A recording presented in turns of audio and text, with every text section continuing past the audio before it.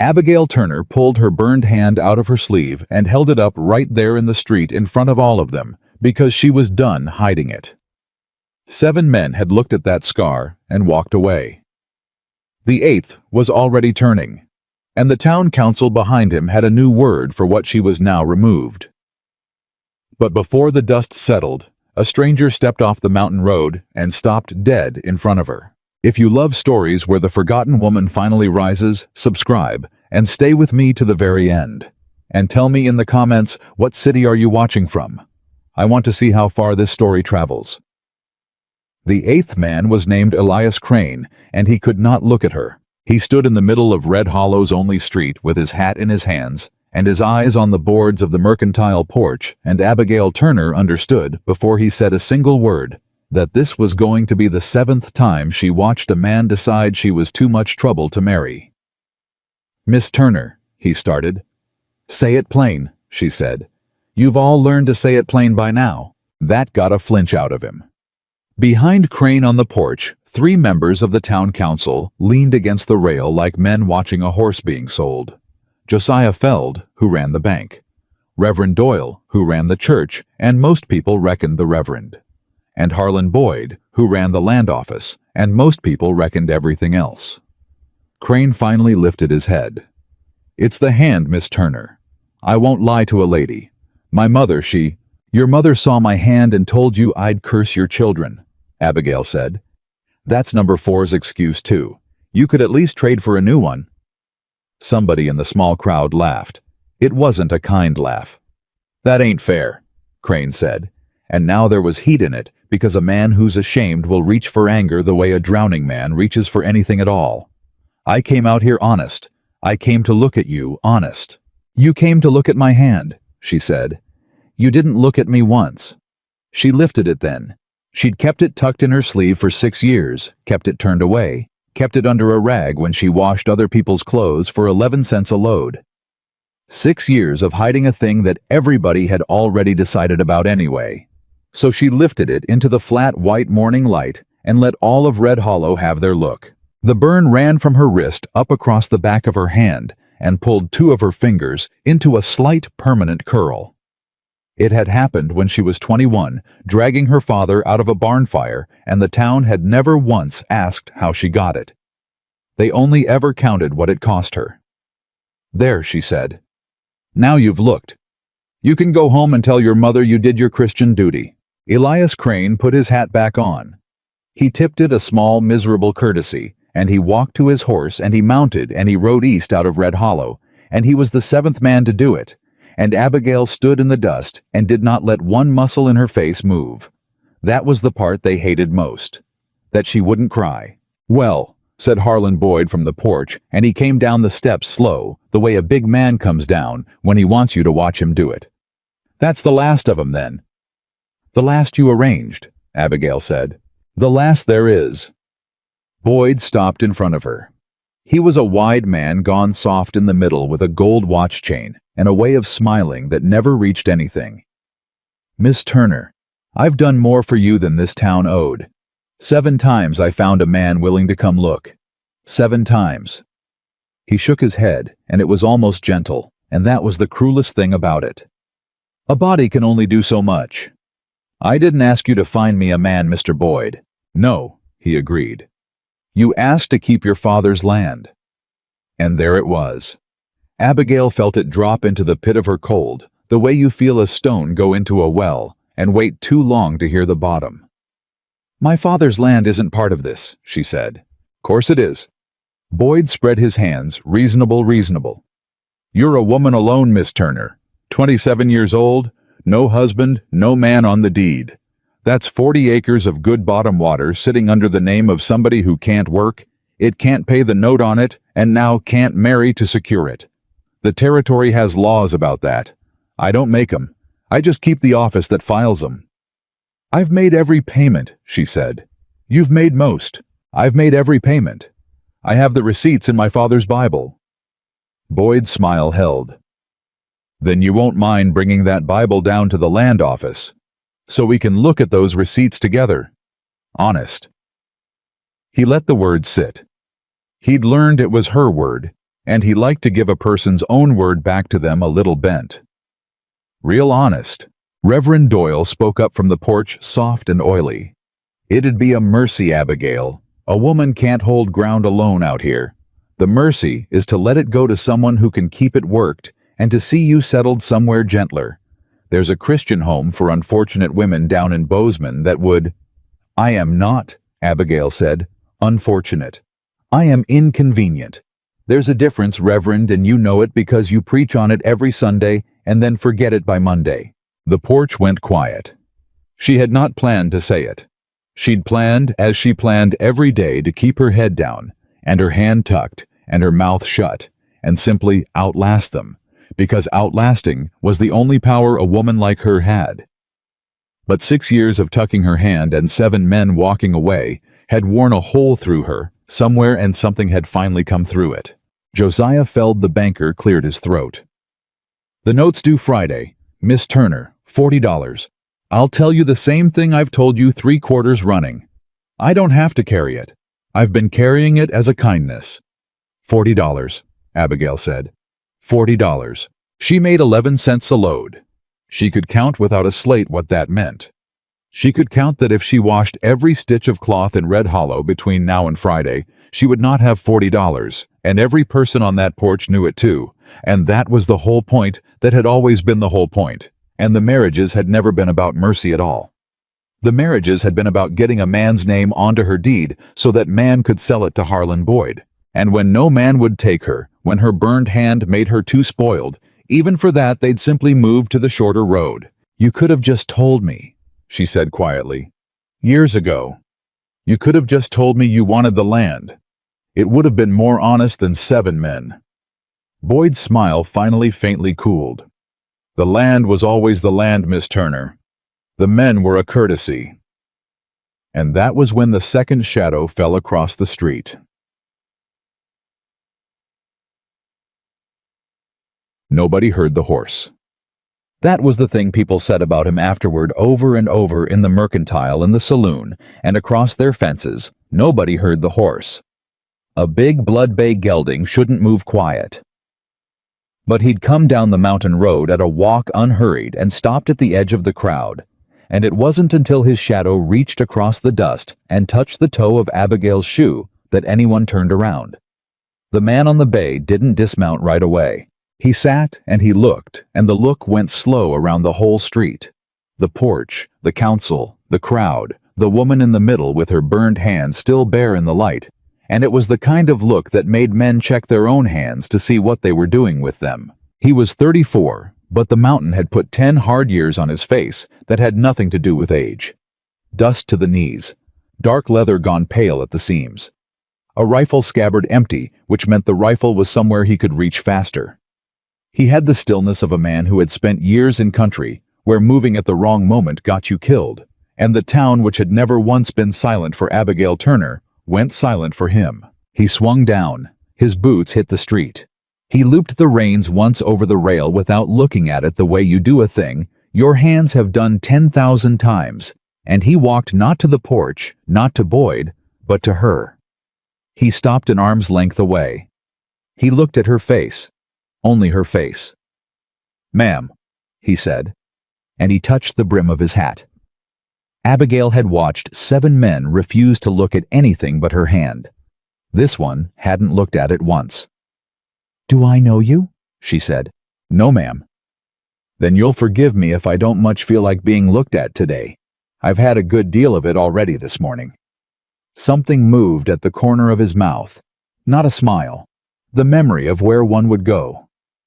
"I reckon you have," he said. "I heard the tale of it coming down the road." "Then you heard how it ends." "I heard how they figure it ends." He turned his head unhurried and looked at the porch for the first time, and Harlan Boyd, who was not a man, used to being made to wait, straightened off. Nothing at all. "Help you, stranger," Boyd called. "Came in for supplies," the man said. "Flour, coffee powder, salt. 200 pounds of feed. I'll pay in coin." He paused. "That's my business in Red Hollow. Mercantile's right behind you," Boyd said, easing back into his ownership of the moment. "Mr. Pike'll set you up fine." "He will." the man agreed. He didn't move toward the mercantile. He looked back at Abigail. Only I couldn't help but overhear the rest of it. $40 owed on 40 acres by Friday. That the shape of it, the street held its breath. That's no concern of a stranger's, Boyd said, and the ease had gone out of him. Now a hair, just a hair. No, the man said. It ain't. He reached inside his coat. Half the crowd flinched. He came out not with a gun, but with a leather roll worn soft, and he unfolded it there in his palm, and inside were coins, gold, the real weight of it catching the light, and he counted with 2 fingers, and he did it slow enough that everyone could count along. There's 40, he said, and held it out. Not to Boyd, to Abigail. She did not take it. I don't know your name, she said. Caleb Morgan. I don't know you, Mr. Morgan. No, ma'am. And I don't take charity. It ain't charity, Caleb said. His hand didn't move. The coins didn't move. Charity's when a man gives you a thing so he can feel bigger than you after. This is a loan. You'll pay it back. I aim to collect. Collect how? And for the first time, the thing at the corner of his mouth finished itself and became almost a smile, a hard, dry mountain thing. Ain't worked that part out yet, he said. But I don't hand a woman $40 and walk off. So you've got 2 choices, Miss Turner. You take this and you keep your father's land. Or you don't, and you watch that fat man behind me file paper on it Friday morning, and I'll ride back up my mountain either way. But I'll tell you true. His voice dropped, and it was only for her now. I'd sleeve easier knowing you kept it. Abigail Turner had not cried when 7 men walked away. She had not cried when they called her a problem. She had held it all 6 years tucked away like her hand. She did not cry now either, but her jaw worked once hard, and she looked at the gold, and she looked at Harlan Boyd's face, and she watched something go out of that face, watched a plan he'd worked for 4 years, crack down the middle in front of the whole town, and she found that was worth more to her than pride. She took the coins. Boyd came down off the porch fast, then all the softness gone. Now hold on. Morgan, was it? You don't know the first thing about this situation. That woman owes back interest. There's paper, there's process. Then process it, Caleb said, not turning. Take her $40 down to your banker there and mark the note paid, and give her a receipt in her own hand. Do it now while the street's watching. Or explain to the street why $40 cash ain't good enough for a debt of $40. Josiah Feld looked at Boyd. Boyd looked at the crowd. The crowd looked back, and there is a moment in a small town when the thing everybody has agreed not to see becomes all at once a thing they cannot stop seeing. And Red Hollow was standing in that moment now, watching their bank and their land office and their reverend all get caught in the same bright light by a woman's bare scarred hand and a stranger's cold gold. Feld, Boyd said tightly. Write the receipt. They wrote it on the porch. Feld's pen scratched. Abigail stood beside Caleb Morgan and did not look at him, and said low, so only he could hear, You've made an enemy of that man for a woman you never met. Man like that, Caleb said just as low, was already my enemy. Just hadn't met me yet. Why? She said. Say it true. Why'd you do it? He was quiet a moment. Feld's pen scratched. You held your hand up, Caleb said. Whole town looking. 7 men gone. And you held it up anyhow. He looked at her, then full, and there was nothing soft in it, nothing pitying, and that was exactly why she could bear to have him look. I've watched strong men and hard men and men that called themselves brave, he said. I never once saw a thing braver than that. I stopped walking. That's all. First time in a long while a thing made me stop walking. Feld came down with the receipt. Abigail read every word of it twice. She folded it and put it inside her father's Bible, where the payment receipts already were, and she closed the book on it. And only then did she let out one long breath she felt like she'd been holding for 6 years. There's your land, Caleb said. Kept. There's my land, she agreed. Owed on. $40. To you. To me. I pay my debts, Mr. Morgan. I don't know how yet, but I do. I've never in my life not paid what I owed, which is more than half this town can say, and they'll be the first to tell you I'm the one that's ruined." She lifted her chin. "So you'll get your $40, every cent." "I believe you," he said. And he meant it, and she heard that he meant it, and it was such a strange and total thing to be believed after 6 years of being counted and doubted and managed, that Abigail Turner, who had not cried through any of it, felt her eyes go hot at last, and had to look away up the empty mountain road to keep it from anyone's satisfaction. Harlan Boyd was not finished. Men like Boyd are never finished. They only change the ground they fight on. He waited until Caleb Morgan had gone into the mercantile to see to his supplies, and then he crossed to Abigail with Reverend Doyle at his shoulder, and he pitched his voice for kindness in case the street was still listening. "Miss Turner, a word." "You've had a good many already, Mr. Boyd." "That man." Boyd nodded at the mercantile. "You don't know him. Nobody knows him. You know what they call him up in the Bitterroot, the ones that have dealt with him. I don't, and I suspect you're about to improve me." "They call him the Cold Man," Boyd said. "Lives alone up past the tree line where no Christian soul will go. Traps hunts don't come down but twice a year. Word is he was Army once, a scout. Word is there's men in the ground on account of what he scouted, and not all of them wearing the wrong color coat if you take my meaning." He let it hang. "A man don't choose to live where no one else will unless he's got a reason to want no witnesses. You've just made yourself beholden to a killer, Abigail, $40 beholden, and a man like that always comes to collect." For one bad moment it worked. She felt it go into her, the seed of it. What have you done? What did you just take from whom? Because she didn't know him. Boyd was right about that much.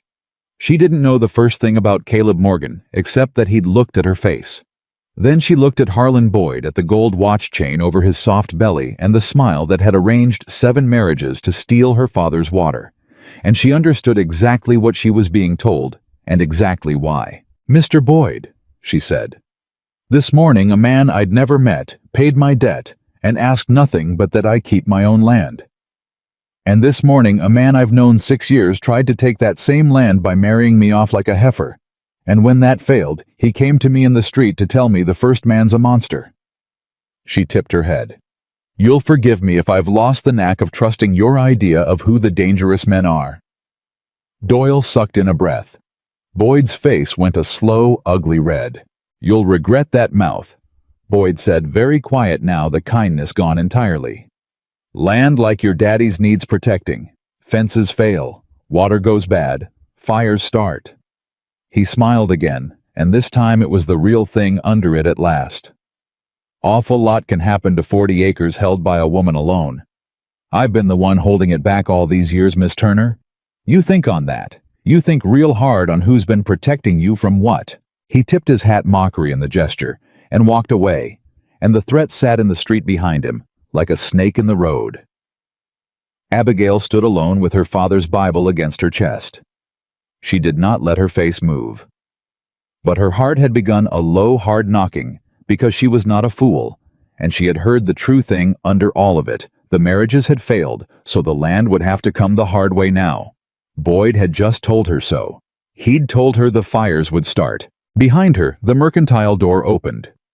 Caleb Morgan came out with a sack of flour on his shoulder, like it weighed nothing, and he took one look at her face, at whatever was in it that she thought she'd kept hidden, and he set the flour down on the porch boards and came to the top step and stopped. "He threatened you," Caleb said. It wasn't a question. "He warned me," Abigail said, "about you. Called you the Cold Man. Said there's men in the ground because of you." Something passed behind Caleb Morgan's eyes. Then quick there, and gone. A shadow of a shadow, and for the length of one heartbeat, Abigail saw that Boyd's poison had a grain of truth in it somewhere, that this quiet man had a thing in his past. He carried the way she carried her hand. "There are," Caleb said. He didn't dress it up. He didn't explain it away. He stood there on the mercantile steps in the flat summer light and told her the plain truth, and Abigail found she'd rather have that than any comfort. "Men in the ground," she said. "Yes, ma'am." "You want to tell me about them?" "No, ma'am, not today. Maybe not ever." He came down one step. But I'll tell you this much since you took my $40, and you've a right to know who you owe. I've killed men. In the war, and after it doing work, the army wanted done, and then pretended it never asked for. I'm not a good man the way your reverend means it. He paused. But I never once put a person in the ground that wasn't trying to put me or somebody weaker there first. That's the only clean thing I've got, Miss Turner, and I've kept it clean for 10 years. So Boyd's right that I've killed. He's wrong about the rest, and I expect he knows it, and I expect that's why he wanted you scared of me instead of him. Abigail looked at him a long moment. He said fires start, she said finally. On land held by a woman alone. He said it in about those words, just now. Caleb went very still. Did he? He said. He did. And Caleb Morgan looked past her down the street to where Harlan Boyd had gone, and the thing that came into his face then was not the cold at all. It was something worse. It was the still focused, absolute attention of a man who has spent his whole life learning to find where a threat lives, and had just found where this one did. Miss Turner, he said, how far is your daddy's land from town? 2 miles north. Why? Because I don't much like the idea of you sleeping out there alone tonight, Caleb said. On land a fat man just told you was going to catch fire. He picked the flour back up. And I've got 200 pounds of feed to haul north anyhow. My road runs past yours. You don't know where my road runs? No, ma'am, Caleb agreed. But I reckon you're about to tell me. On account of you owe me $40, and a man's allowed to see the land his money's riding on.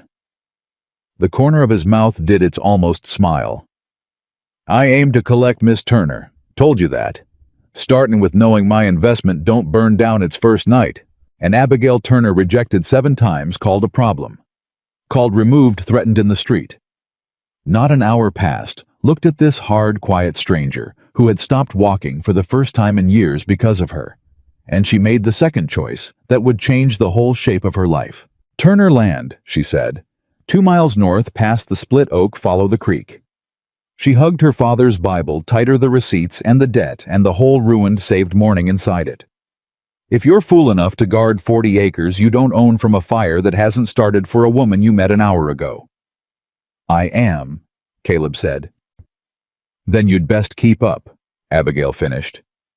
I walk fast, and I don't ask for help, and I don't stop when I'm tired. My whole life the only thing that's stayed is my own 2 feet. She stepped down into the street. Help's never stayed, Mr. Morgan.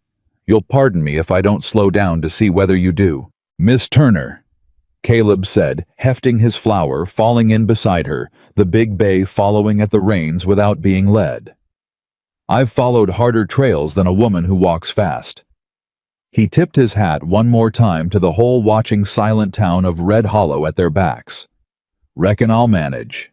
They walked north out of town together, the woman everyone had decided to erase, and the man the mountain had made cold, and every soul in Red Hollow watched them go, and not one of them said a word, because for the first time in 6 years, there was nothing left to say about Abigail Turner, that she hadn't just answered for herself in the street with her burned hand held up to the light. Behind them on the porch of the land office, Harlan Boyd watched the 2 figures shrink up the north road, and he took out his gold watch, and he looked at the time, and he smiled, and he went inside to write a letter.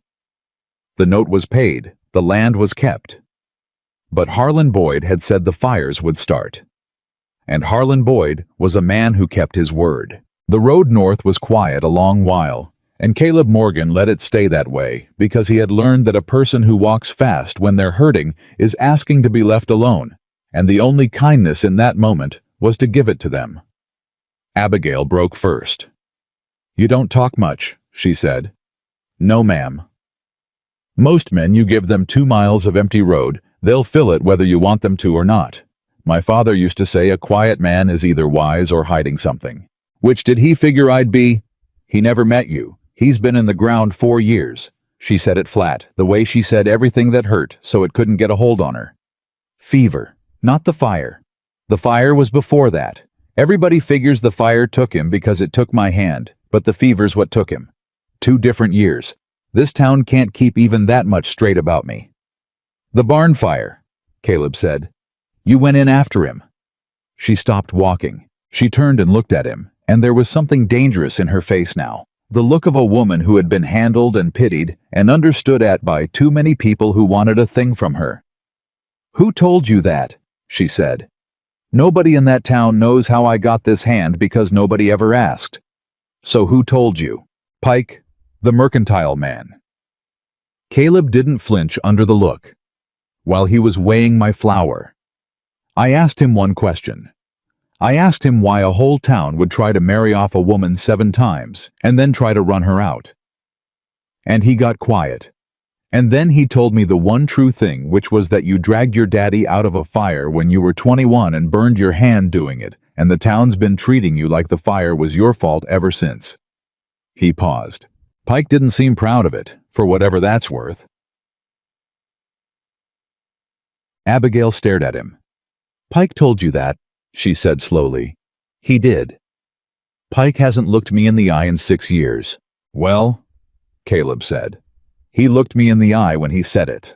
Maybe it's easier to be honest to a stranger than to somebody you've already wronged. Most folks are cowards in exactly that particular way." He shifted the flour on his shoulder. "You want to keep walking, or you want to keep standing in the road deciding whether to trust me? Both are fine, but we're losing the cool part of the morning." She kept walking. But something had shifted, and they both felt it, and after a spell she said quieter, "I did go in after him. Everybody thinks the fire started in the hay, and I was fool enough to run in. That's not how it was. My father was already inside. He'd gone in to get the horses out. He got them out, every one. And then a beam came down and pinned his leg, and I could hear him, so I went in." She looked at her hand as she walked the curl of the 2 fingers. "I got him out. His leg healed crooked, but it healed. 3 years he walked on that crooked leg and never once said the fire was my fault." Her voice didn't break. It just got very careful. "He was the only one, in this whole country, the only one who never once said it was my fault. And then the fever took him and left me with a town full of people who did." Caleb walked a while before he answered. "Then he was a good man," he said. "And you got the good of him for 24 years, which is more than some. My father put me out at 9 to work another man's cattle, and I never once heard him say a soft word, so." He looked ahead up the road. "You're ahead of me there, Miss Turner, whatever else you've lost." She glanced at him sidelong. It was she realized the most he'd said at one time, and he'd spent it telling her something that cost him. "That why you went to war?" she asked. "Get away from him."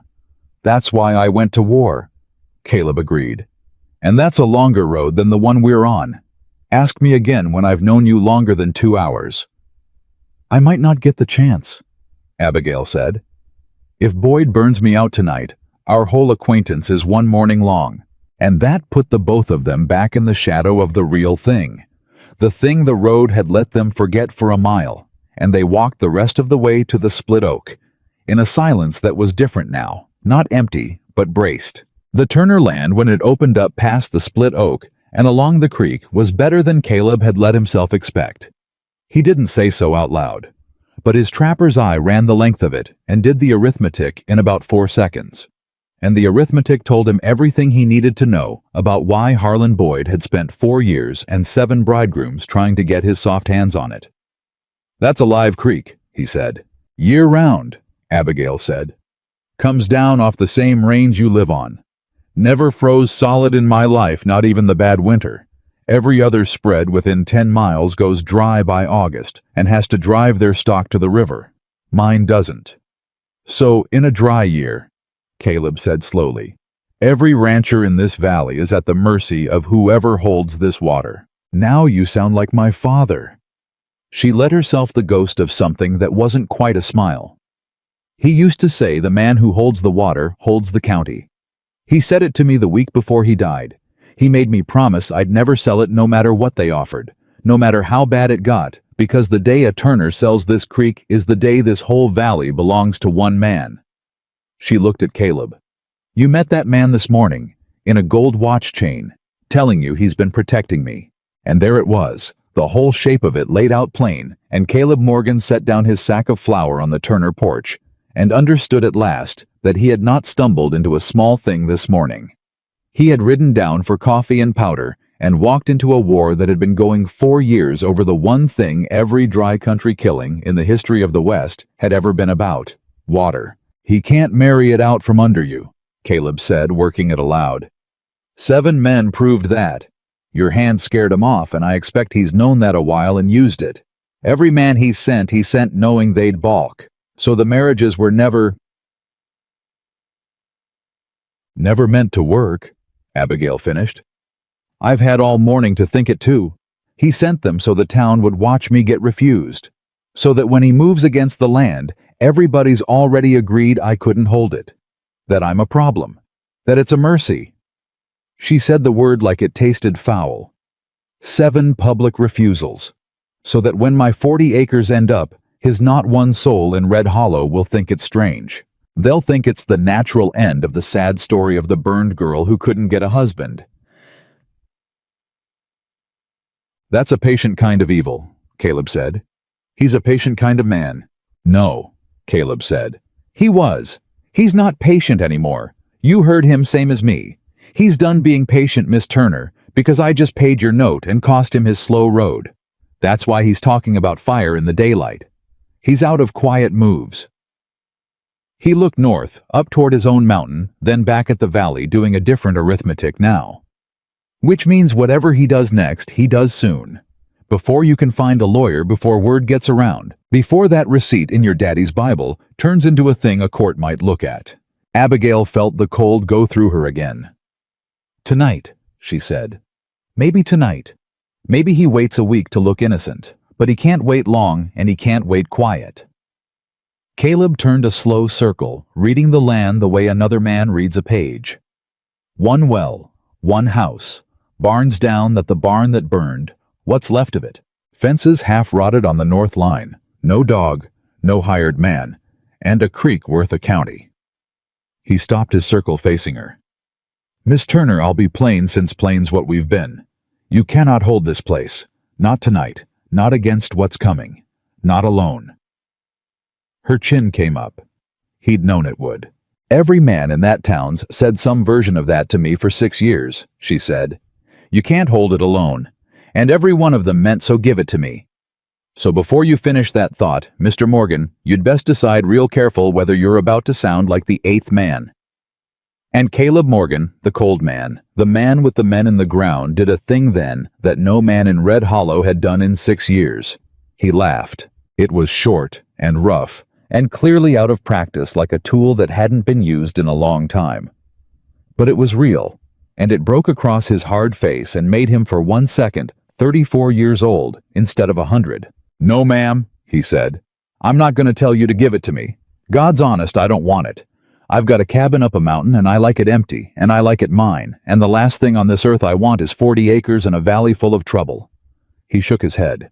"I'm telling you, you can't hold it alone because it's true, and you're the kind of woman a man ought to tell the truth to instead of what she wants to hear. There's a difference between you can't do this alone, meaning give it to me, and you can't do this alone, meaning so let me stand next to you.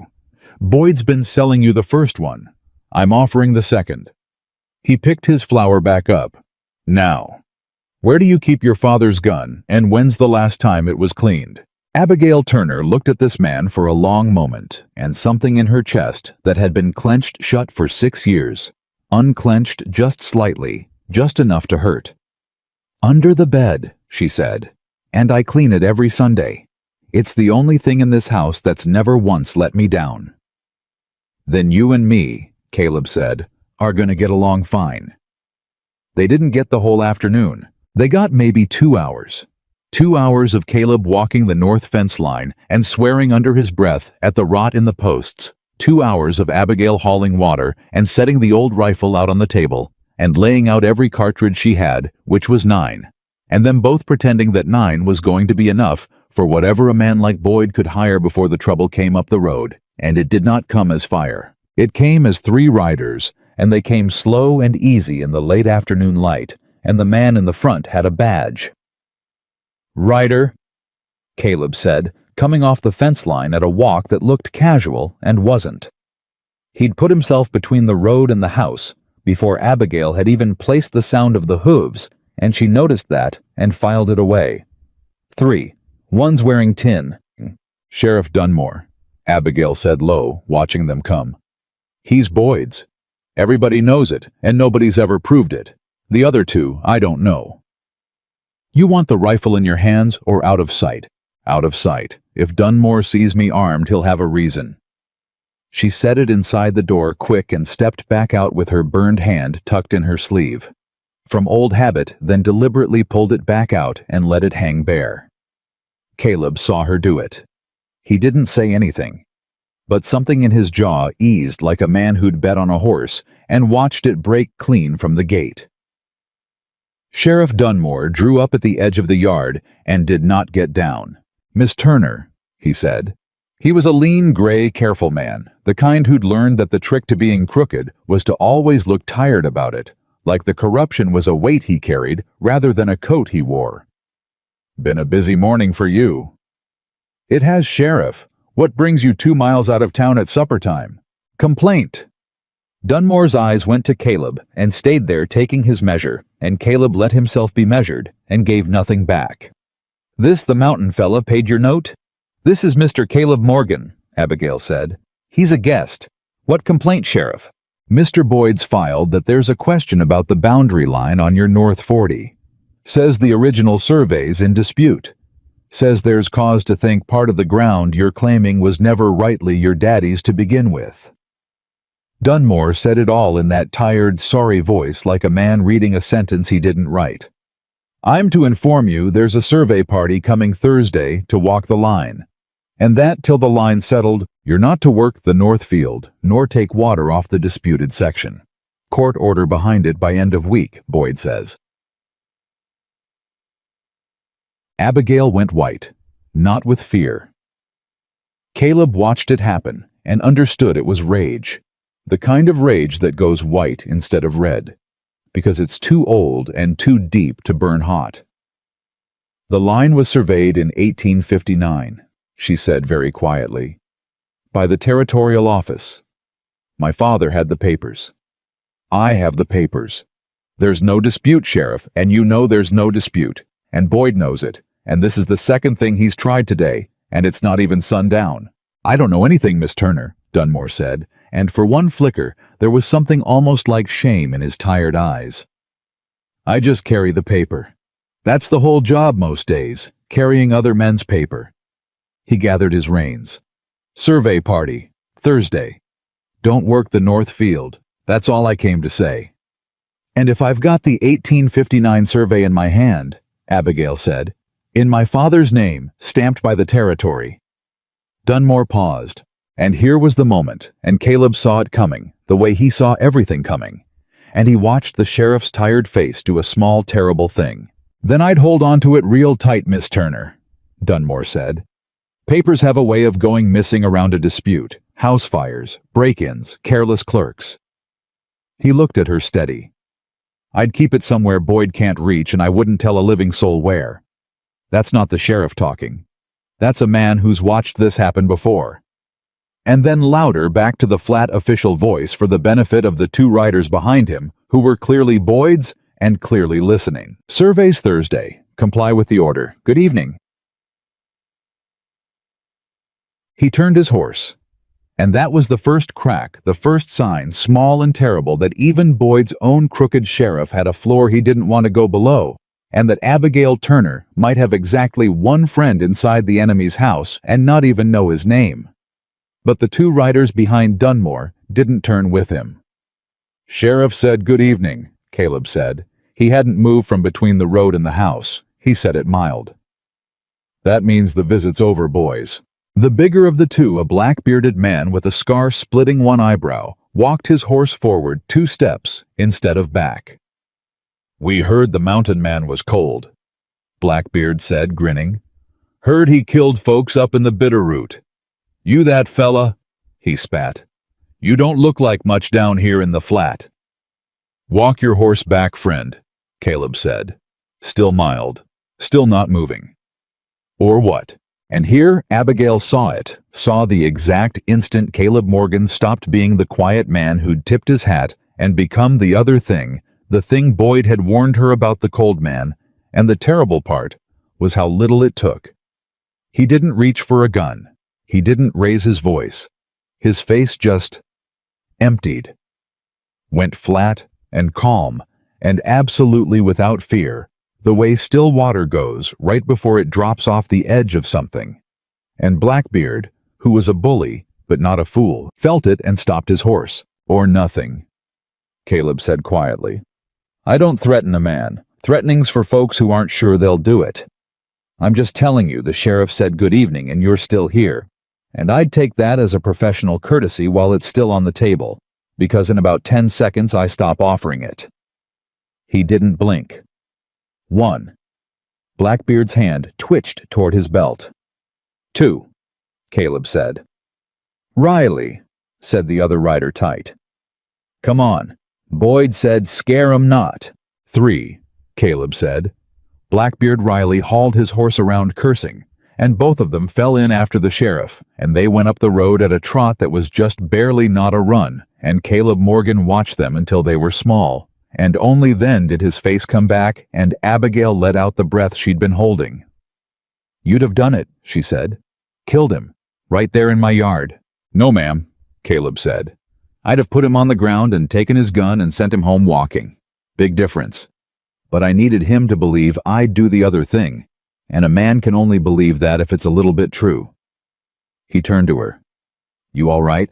"No," Abigail said honestly. "Boyd's tried 3 things today and it's not even dark. The marriage, then the fire threat, now the survey. He's throwing everything he's got all at once. That's not patience. That's—" She stopped because she'd just understood it, and it was worse than she'd thought. "That's panic. Something changed. Something made him need this land fast." "What's changed, Caleb? Why now all at once after 4 years of slow?" And that question hung in the yard between them as the light went long, and neither of them had the answer yet, and both of them felt the ground under it that there was a piece of this they couldn't see a reason behind Boyd's sudden hurry, and that not knowing it might be the thing that got them killed. They found part of the answer at supper. Abigail had almost nothing to feed a guest, and said so plainly, no apology in it, and Caleb said he'd eaten worse than nothing for longer than she'd been alive, and they made do with cornmeal and coffee and the last of a salt pork end. And while they ate, Caleb asked to see the 1859 survey, and Abigail hesitated. "Sheriff said not to tell a soul where it is."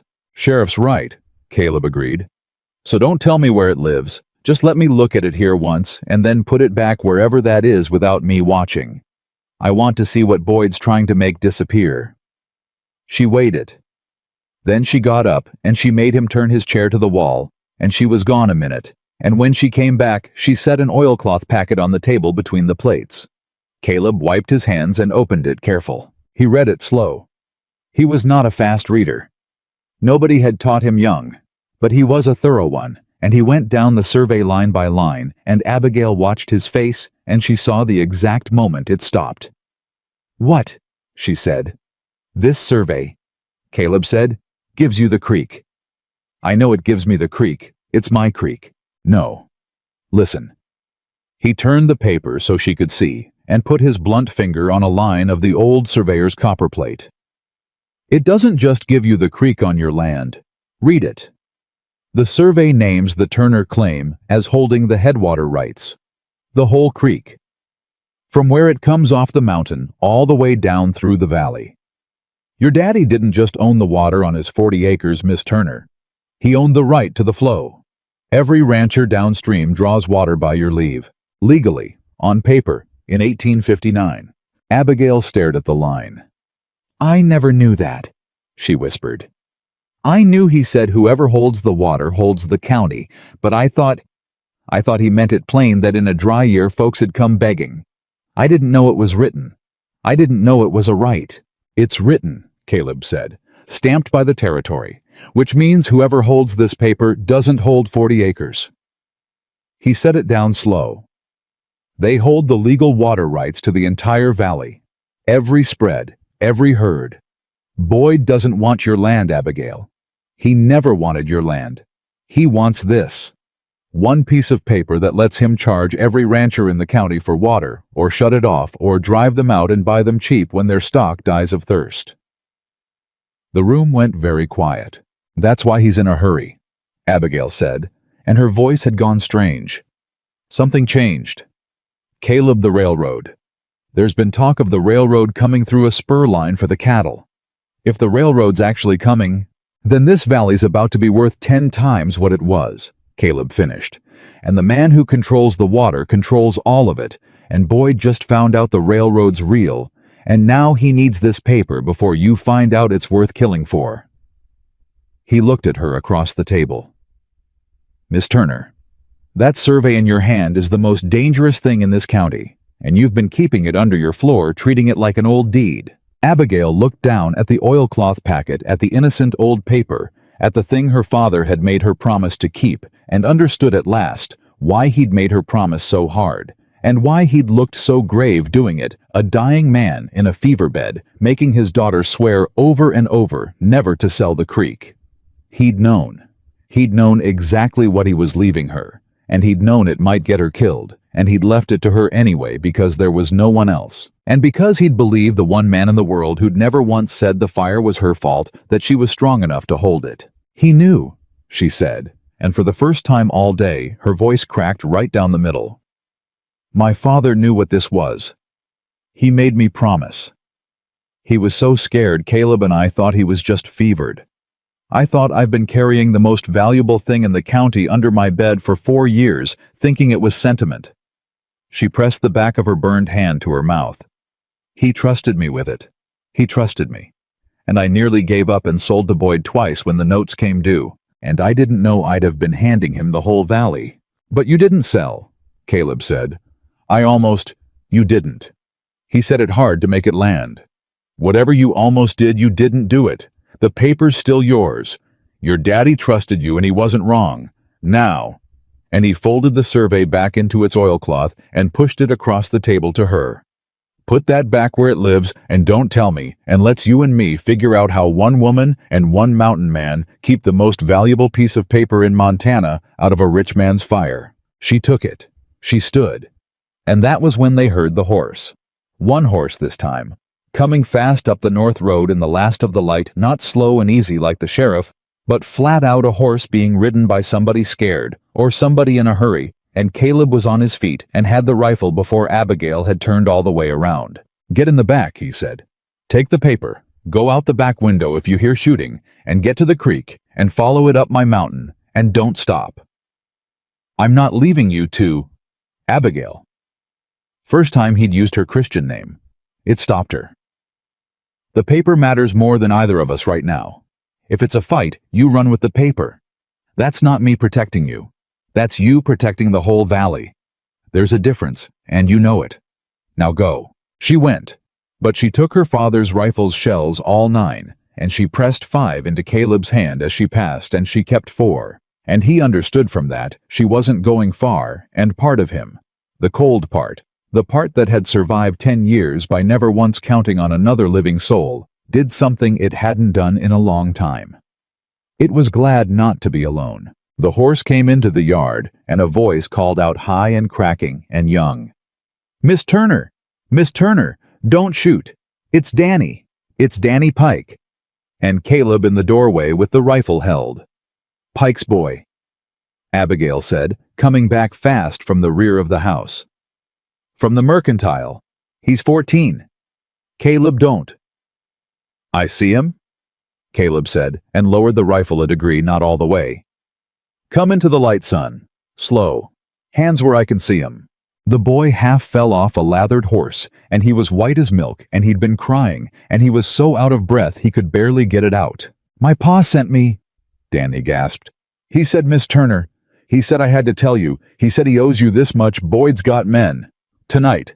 They're drinking at the saloon right now, and Boyd paid 'em, and my pa heard it through the wall.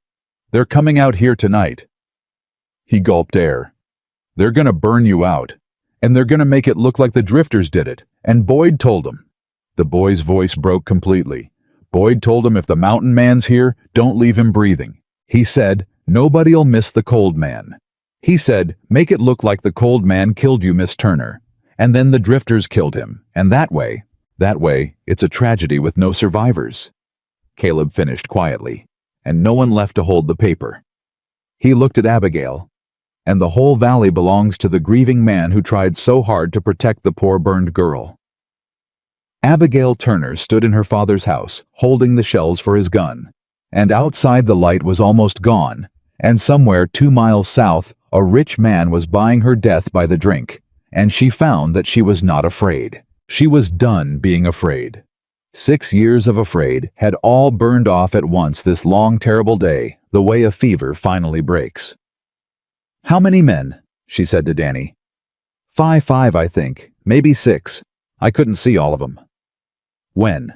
"Pa said they'd wait till full dark. Said drunk men are braver in the dark." The boy was shaking. "Miss Turner, my pa said to say he's sorry, for all of it. For 6 years of it. He said he knows sorry don't count for nothing now, but he wanted you to hear it once before." Danny couldn't finish. "He sent me because he was too ashamed to come himself. He's a coward, my pa, but he didn't want you to burn not knowing somebody warned you." And there it was again, the second crack in the wall. Red Hollow had built around Abigail Turner. First, the sheriff, now Pike, the small, terrible evidence that the town that had erased her had never fully believed its own story. That shame had been sitting in those men the whole time, like a splinter working its way out. Abigail crossed the room and took the boy's shaking face in both her hands. Her whole hands, the burned one and the good one. And she felt him flinch at the scarred one, and then because he was 14 and scared and needed comfort, more than he needed to be a coward's son, lean into it. "You tell your father," she said, "that Abigail Turner said his sorry counts. You tell him it counted enough that he sent his boy across 2 miles of dark to save my life, and that's worth more than 6 years of him not looking at me. You tell him that." She held the boy's eyes. "And then you tell him to get his family inside tonight and lock the door and stay out of it because what's coming isn't his fight, and I won't have his sorry cost him his son. Now go home, Danny. Go the back way, along the creek, and you ride hard, and don't you look behind you." "But Miss Turner, there's 5 of them, and there's just you and—" "There's me," said Caleb Morgan from the doorway, checking the loads in the old rifle with hands that did not shake at all. "And I've been outnumbered 5 to 1 before, son, and I'm still here to be rude about it. Now do like the lady says, ride home." He looked at the boy, and something in his cold face gentled just a hair for the child's sake. "And Danny, you did a brave thing tonight, braver than most grown men in that town have done in 6 years. You remember that about yourself. Whatever else happens, you remember you were the one who rode." The boy went. They heard his horse fade south along the creek going hard, and then the yard was quiet, and the light was gone, and Abigail Turner and Caleb Morgan stood alone in her father's house, with 14 cartridges between them, and full dark coming down, and 5 paid men riding out from town to burn them both and blame it on ghosts. Abigail loaded the rifle. Caleb checked the door and the shutters and the one window at the back and worked out in his head, silent and fast, the whole grim geometry of 1 house and 2 guns against 5 men with fire. "Caleb," Abigail said. "Ma'am." "This morning I owed you $40. She snapped the rifle closed. Her burned hand was steady on the stock, steadier than it had been on anything in 6 years. "By tonight, I might owe you my life. I don't much like dying in debt." Caleb Morgan looked at this woman rejected 7 times, called a problem called removed, warned and threatened, and marked for death before a single sundown, standing in her father's house, with her scarred hand steady on a gun, and her chin up, and no fear left in her at all. And he felt the last of the cold that had kept him alive and alone for 10 years, crack straight down the middle. "Miss Turner," he said, "you keep that paper safe, and you keep that gun steady, and you do exactly what I tell you when the shooting starts." He moved to the window and eased back the shutter a finger's width and looked out into the dark toward the south road, toward town, toward the first faint bloom of torchlight just now rising over the far rise. "And we'll call the debt square in the morning." Outside the torches came on one by one, strung out along the south road like a low line of stars fallen to earth. 5 of them, then 6, coming slow and certain up the 2 miles of dark toward the Turner land and the Turner Creek, and the piece of paper worth an entire valley. Caleb counted them twice to be sure. Then he eased the shutter closed and turned to Abigail, and there was no cold left in his face at all. Only the clear, calm, terrible focus of a man who had finally, after 10 years alone, found something worth not walking away from. 6, he said. Blow out the lamp. The lamp went out and the dark rushed in, and Abigail Turner learned in the space of one breath that Caleb Morgan became a different creature in the dark. Down low, he said, and his voice came from a place she hadn't seen him move to. Bullets travel flat. A man aiming at a house aims for where he thinks your chest is standing. So don't stand and don't be where he thinks. Get to the corner by the hearth, stone at your back. You can see both windows from there. She moved. She banged her hip on the table and bit down on the sound. Good, Caleb said, though she'd made noise. Now listen close because I'm only saying this once and then it's happening. Those men out there are drunk and they're paid and they think they're coming to burn out one woman. They do not know I'm what I am. That's the only thing we've got that Boyd told him about the cold man, but a drunk man never believes the story till it's got hold of his throat.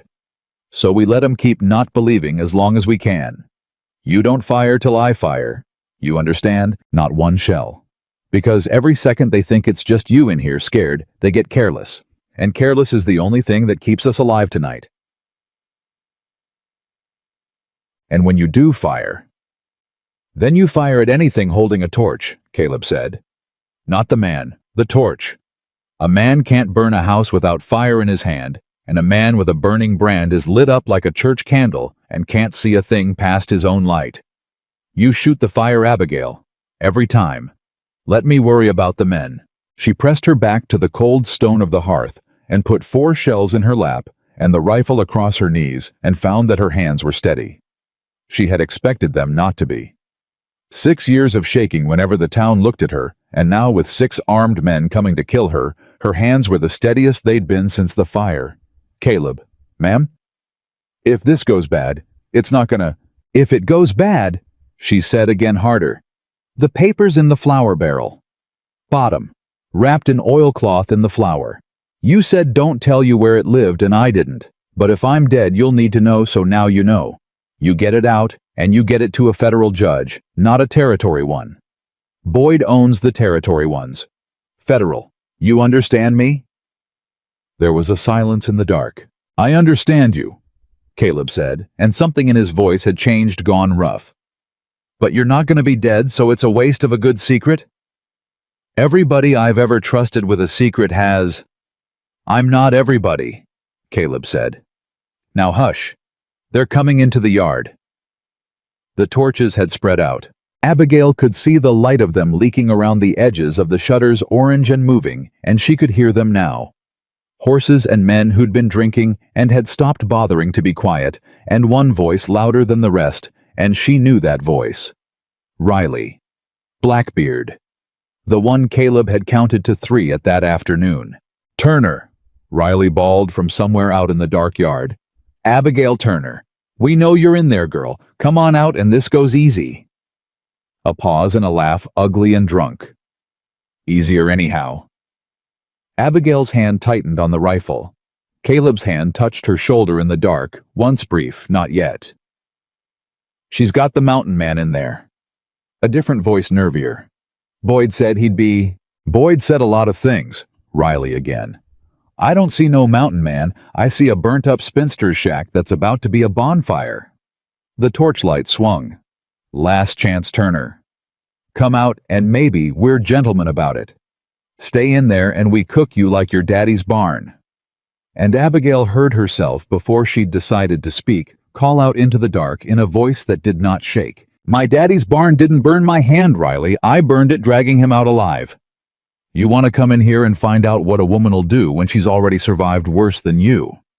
Dead silence in the yard. Caleb's hand came back to her shoulder, and this time the squeeze meant something different, meant that was reckless, and that was magnificent, and God help me all at once. And she felt absurdly in the middle of the worst night of her life, a spark of pure, fierce joy at having finally said out loud in the dark what she'd swallowed for 6 years. Then Riley laughed, and it was a bad laugh, and he said, "Boys, light her up." And that was when Caleb Morgan fired. He didn't fire at a torch. He fired one shot, flat and enormous, in the closed dark of the house, and out in the yard the loudest of the torches went out, not dropped, not thrown, but extinguished, because the man holding it had been hit in the arm, holding it, and had flung it away screaming. And the scream told every drunk man in that yard that the story about the cold man was true after all, and the whole careful drunk confidence of them came apart in a single second. "He's in there! He's real the mountain man's!" "Now," Caleb said to Abigail, and she came up off the stone and put the old rifle to the shutter gap and found a torch and fired, and the torch went out and a man cursed, and she worked the lever the way she'd practiced 10,000 times cleaning it on Sundays, and she fired again, and a second torch died. 2 torches gone. Then a third Caleb's gone before she'd even seen him aim. The yard which had been strung with fire went dark in patches, and dark was Caleb's country, and Abigail understood now why he'd wanted the lamp out, why he'd wanted them to shoot the fire. Every torch they killed blinded the men more, and every second the men couldn't see. Caleb could, and he moved along the inside wall of that house like something that had been born in the dark and only visited the daylight out of politeness. "They'll rush the door," he said close to her ear, already moving. "Drunk men, once they're scared, they either run or they rush, and Riley won't run. He can't go back to Boyd having run, so he'll rush. When the door comes, you keep on the windows. Don't turn for the door. The door's mine." Caleb. "The window's Abigail. Trust me one thing tonight and make it that." The door came. It came with a shoulder and a shout, and the old wood splitting, and 2 men were through it, into the dark of the house, and Abigail did the hardest thing she had ever done, which was to keep her rifle on the window, and not turn to trust the black shape of the man she'd known for one single day, with her back and her life. She heard it rather than saw it. She heard a grunt and a wet, heavy sound, and a body hit the floor, and a second man's shout turn into something choked, and then a crash and a thud and a silence, and then Caleb's voice perfectly level out of the dark. "2 down, 1 breathing. Window, Abigail. They'll try the window now they've lost the door." She swung back to the window, and there was a face there, right there, a man climbing in over the sill with a knife in his teeth, like something out of a nightmare, and Abigail Turner did not scream and did not freeze. She reversed the rifle and drove the butt of it into that face, with everything 6 years of hauling water and washing other people's filth had built into her arms, and the face went away with a sound like a dropped melon, and the man fell backward out of the window into the dark, and she was already levering a fresh shell and swinging the muzzle back to cover the gap before he'd finished falling. "Clear!" she called, and her voice cracked with something that wasn't fear. It was the wild, ragged joy of a body doing exactly what it was built to do after years of being told it was good for nothing. "That's my girl," Caleb said from the dark, and neither of them had time to notice what he'd called her. Out in the yard, Riley was screaming at the men who were left. "Get up! There's 2 of them, that's all. 2, we're 6. Get up! Hollis, get off the—" A pause, and then Riley's voice changed, went from rage to something colder. "Boyd's not paying us to run. Boyd said don't leave the mountain man breathing, and by God I mean to earn it. Torch the back. The dry side. Smoke 'em out the front and shoot 'em when they run." "Back corner," Caleb said instantly. "That's the old burned side, the wood's driest there. He's not wrong. Abigail, the back window. Can you get an angle on the back corner?" "No, the hearth's between." "Then we've got a problem," Caleb said, and for the first time all night, there was something in his voice that wasn't total certainty, and that frightened Abigail more than all the shouting had, because she'd already learned that when the cold man sounded uncertain, the situation was very bad. "If he fires that back corner, we lose the house, and if we run out the front, they'll cut us down in the light of it, and if we stay, we burn." A beat. "How many shells you got left?" 2. "I've got 3. Silence, thinking fast. That's not enough to hold, and it's not enough to break out clean. So we don't do either." She heard him move, heard him doing something at the hearth, and then she understood he was reaching up the chimney, up into the dark of it. "Your daddy's house, the roof. That old lean-to slope on the north side off the back of the hearth wall. Can a body get out onto it from the loft?" "There's no loft. There's a crawl space, under the eave. I used to hide there when I was small, but Caleb, a grown man, can't." "A grown man can't. You can." He was back beside her, gripping her arm hard in the dark. "Listen to me and don't argue, we've got seconds. Riley's about to fire the back. When he does, every man out there watches the fire because fire pulls the eye-drunk men most of all. That's my window. I go out the front low and I take Riley in the dark while they're all looking at the pretty flames. But I can't do it if I'm worried about you, and you can't hold this house alone. So you go up in that crawl space with the paper and the rifle, and you do not come out, and you do not make a sound no matter what you hear. No matter what you hear, Abigail. You understand me. You're going out there alone, against four. Against four drunk men who can't see in the dark, which is the only place on this earth I've ever been at home." His grip tightened. "This is the thing I'm good at. The only thing. 10 years I've told myself the killing was the worst of me. Let it be the best of me tonight. Let it be for something." A pause, and his voice dropped, and it was just for her the way it had been in the street that morning. "You gave me something to walk toward, Abigail Turner. First time in 10 years. Don't you dare make me watch you burn. Now get up in that crawl space." "Tu, etamas amite." She went. She hated it, every inch of it, hauling herself up into the black low crawl space under the eave with her father's Bible and the rifle and 2 shells. Hated the smell of dust and old smoke. Hated leaving him down there in the dark alone. But she went, because he'd asked her to trust him. One thing, and she'd already trusted him with 3, and because he was right, God help her, he was right, and she'd learned 6 years ago that being right and being able to bear it were 2 different things. She got small. She got quiet. She put her burned hand over her own mouth to keep herself silent. And below her, and outside, she heard the back wall catch fire. The light of it came up through the cracks in the floor orange and alive, and she heard the drunk men whooping at their own fire, and she heard Riley's voice rise up triumphant. "There it goes. Now watch the front boys watch it. They'll come out coughing and we'll—" And then Riley's voice stopped. It just stopped mid-word, and there was a sound Abigail would never in her life forget, a short, wet final sound, and then a different silence than any of the silences before it, and then a man screaming.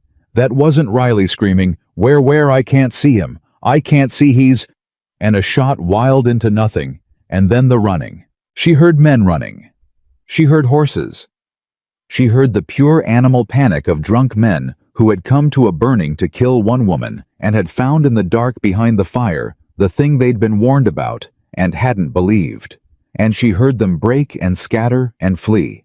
And under it all, steady and terrible and calm, she heard nothing at all from Caleb Morgan, which meant Caleb Morgan was working, and she pressed her hand harder over her mouth and did not come out. The fire was spreading. She could feel the heat of it now through the floor of the crawl space, and smoke was starting to find her, and every instinct in her screamed to get down, get out, run. But he'd said, "No matter what you hear." And she understood. The fire was what you hear. The fire was the test of her trust, and she stayed coughing into her sleeve, eyes streaming until she heard the one thing she'd been listening for under all the rest. His voice. Below her. Calm. "Abigail, come down. It's done. Come down now, the house is going. Come to my voice."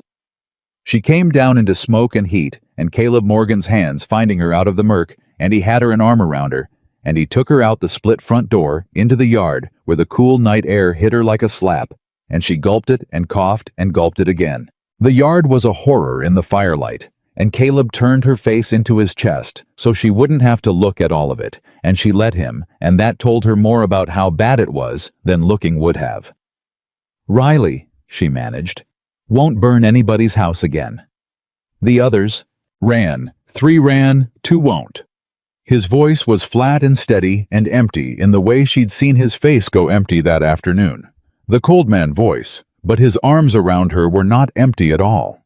His arms were shaking just slightly, and Abigail understood that Caleb Morgan felt every single thing he did and simply refused to let it slow his hands while the doing needed doing. "And your daddy's house is gone, Abigail. I'm sorry. I couldn't stop the back from catching. I got you out. I couldn't get the house, too."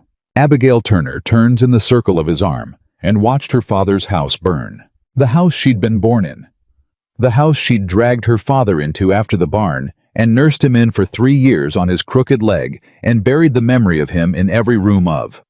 The house she'd hidden her scarred hand in and washed other people's clothes in and kept the most valuable paper in Montana under the floor of. She watched it go up into the summer dark, every board of it, and she waited for the grief to take her legs.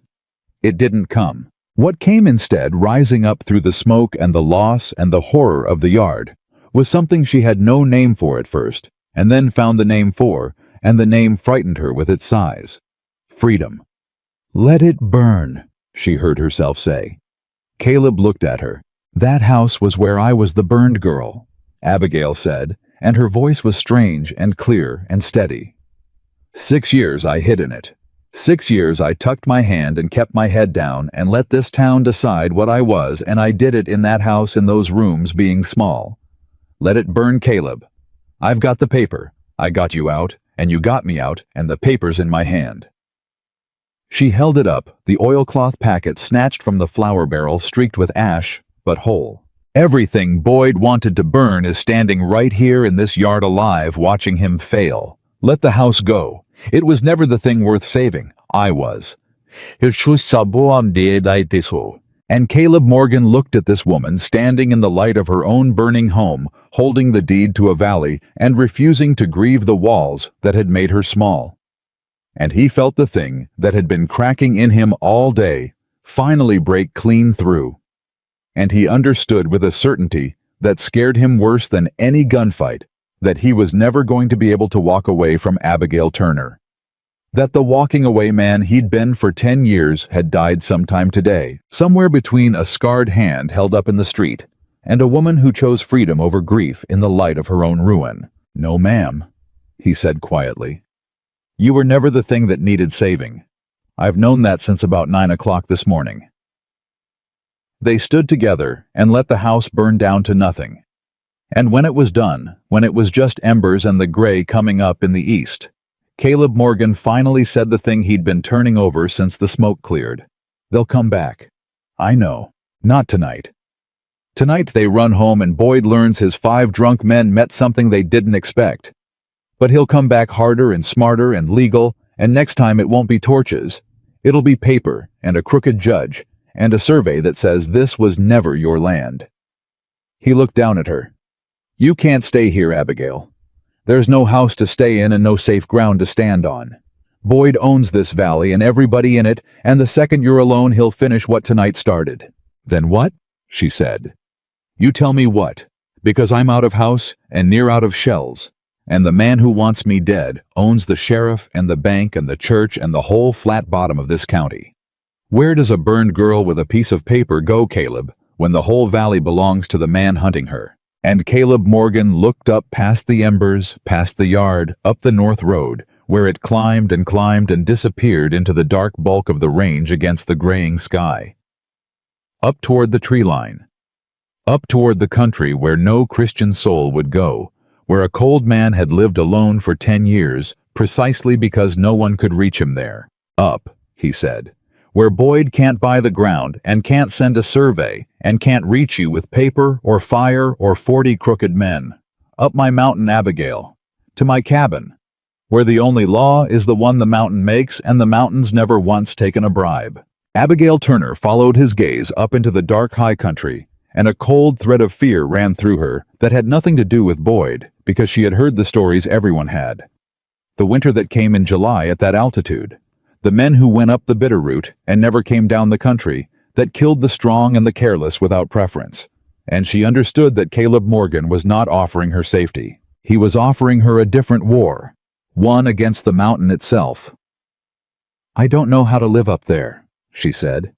"I'd die up there. Folks die up there, Caleb folks who've done it their whole lives. "You'd die up there alone," Caleb agreed. "But you won't be alone." He held out his hand, his whole hand open in the gray dawn light to a woman whose own hand had made 7 men walk away. "I'll teach you. Everything I know, and I know all of it, 10 years of it. How to read the sky and lay a fire and take a deer and last a storm. I'll teach you to hold that mountain the way you held this house was never going to teach you.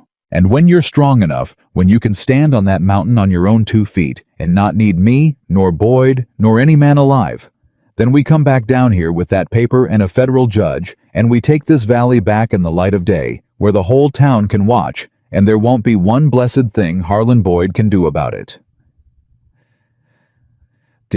Abigail looked at his open hand. She thought about her father dying, making her promise never to sell the creek. She thought about 7 men who'd walked away from that same hand she now had to decide whether to place in his.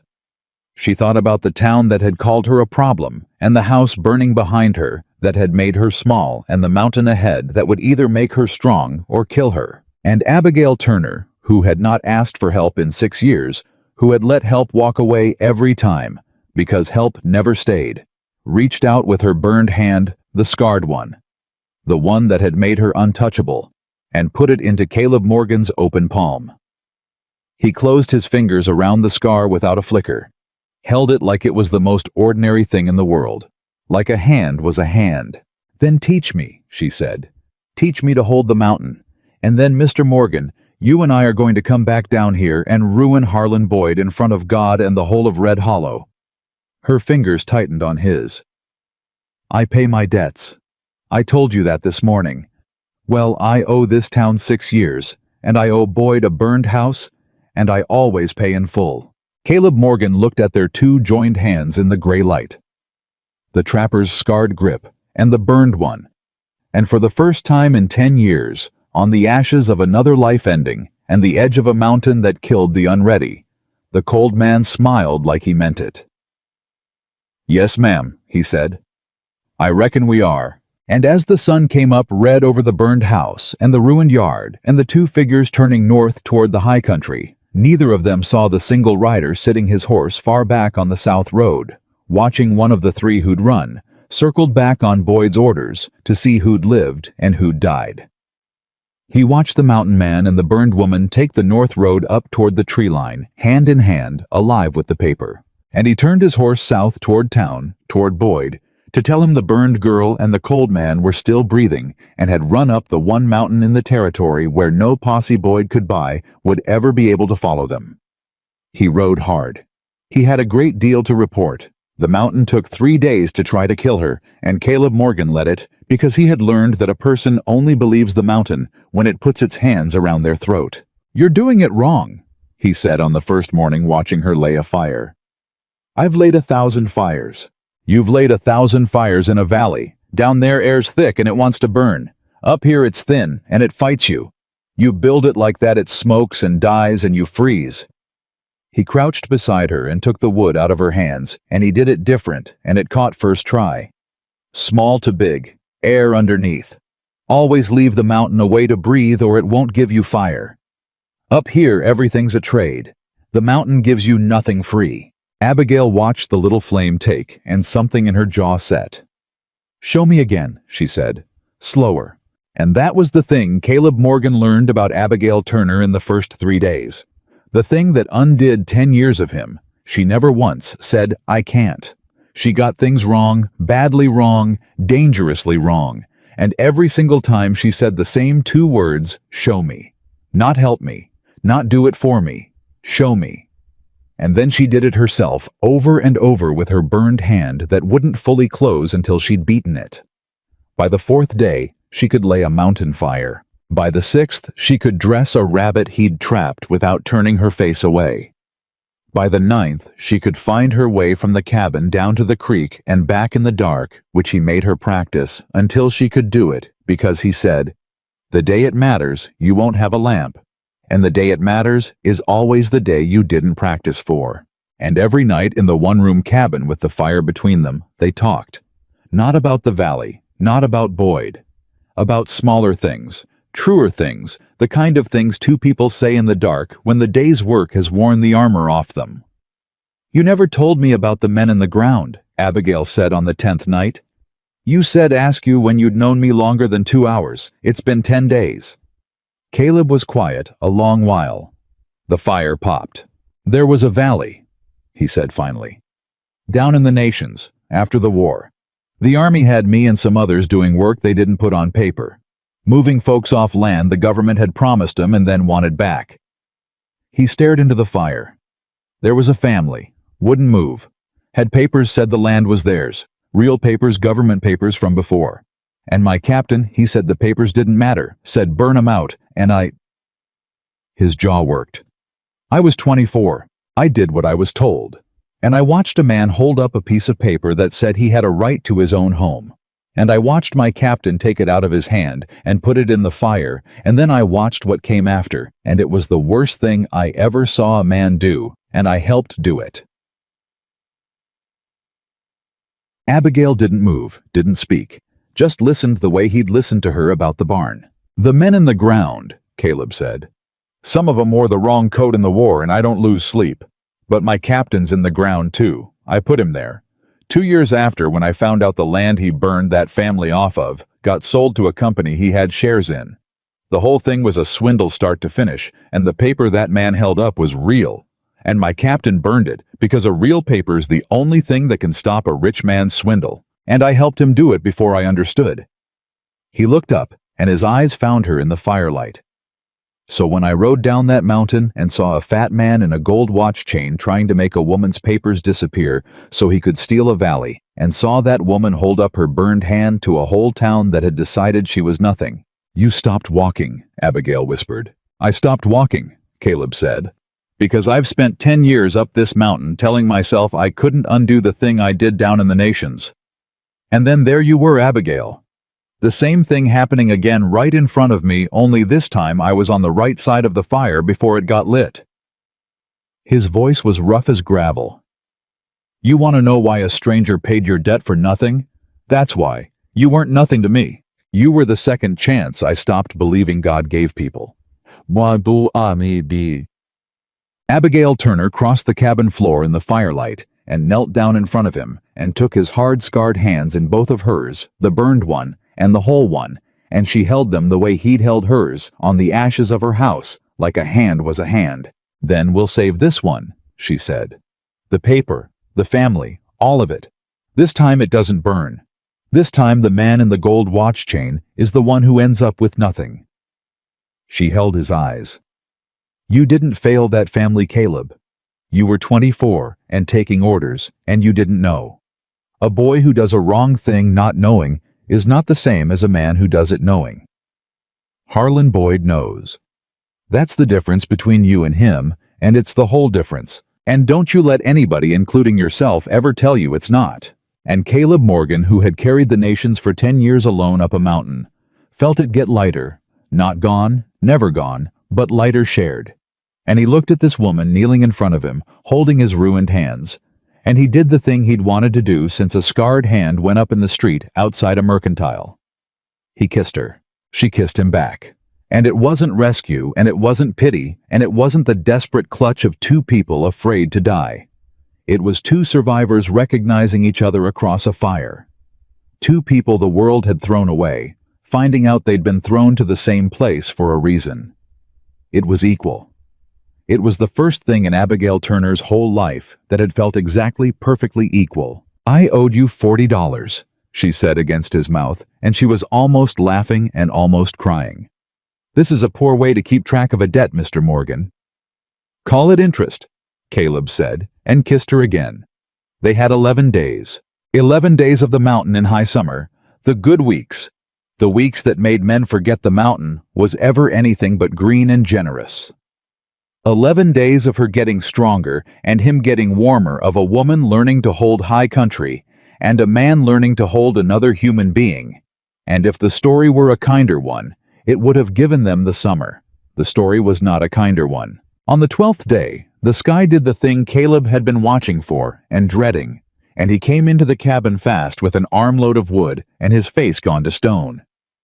"Storm coming?" It's July. Doesn't matter. Not up here. I've seen snow in July at this altitude 3 times in 10 years, and every time it came just like this, too warm, too still, the birds gone quiet, that green color to the west. Mamshi. He was already moving fast, purposeful. This is a bad one, Abigail. I can feel it in my back teeth. We've got maybe 6 hours, and then the mountain's going to try to kill us both, and this time I can't teach you around it. This time we just survive it. Everything I've shown you, all 11 days of it, this is what it was for. This right here. They readied the cabin. Wood stacked to the ceiling inside. Water in every vessel they had. The animals his horse the mule brought into the lean-to and walled off from the wind. And Abigail worked beside him, fast and silent and unafraid, and he watched her out of the corner of his eye and thought, she'll do. God help us both, she'll do.